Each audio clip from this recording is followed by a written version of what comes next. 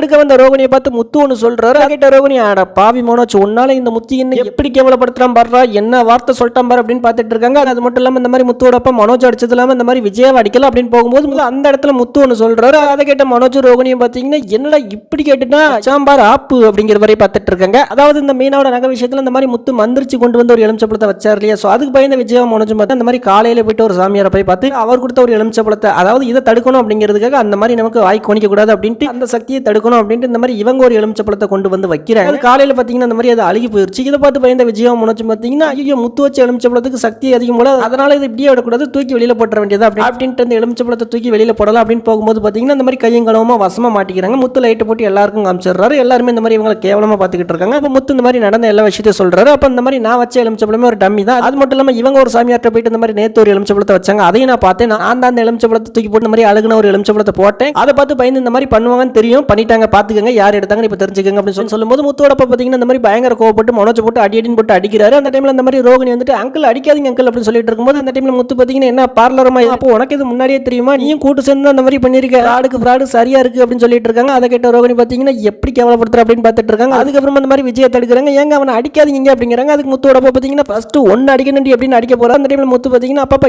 ஏன்பா நீங்க எத்தனை தடவை தான் இவங்களை திட்டுவீங்க, இந்த மனோஜ் போட்டு அடிப்பீங்க, அதனால இந்த தடவை நான் ஒரு வழி சொல்றேன், இவனை அடிக்கலாம் வேண்டாம், இவன் ஒரு கார் வச்சிருக்கான், அந்த காரை நான் வச்சுக்கிறேன், இவனோட கடையில தான் ஏதோ லட்சக்கணக்கில் சேல் பண்றேன் அப்படின்னு சொல்லிட்டு இருக்கானே, 4 லட்சம் ரூபாய் 4 நாள்ல சேர்க்க முடியாது என்ன, ஸோ அதனால எண்ணி 4 நாள்ல மீனோட நகை எனக்கு வேணும், அப்படி வரல அப்படின்னா அந்த கடையும் எனக்கு தான் அப்படின்னு சொல்லிட்டு இருக்காரு. ஸோ இதை கேட்ட மனோஜ் ரோகிணி பார்த்தீங்கன்னா அடங்கோ ஐயால வச்சாம்பார் ஆப்பு அப்படிங்கிற மாதிரி பார்த்துட்டு இருக்காங்க.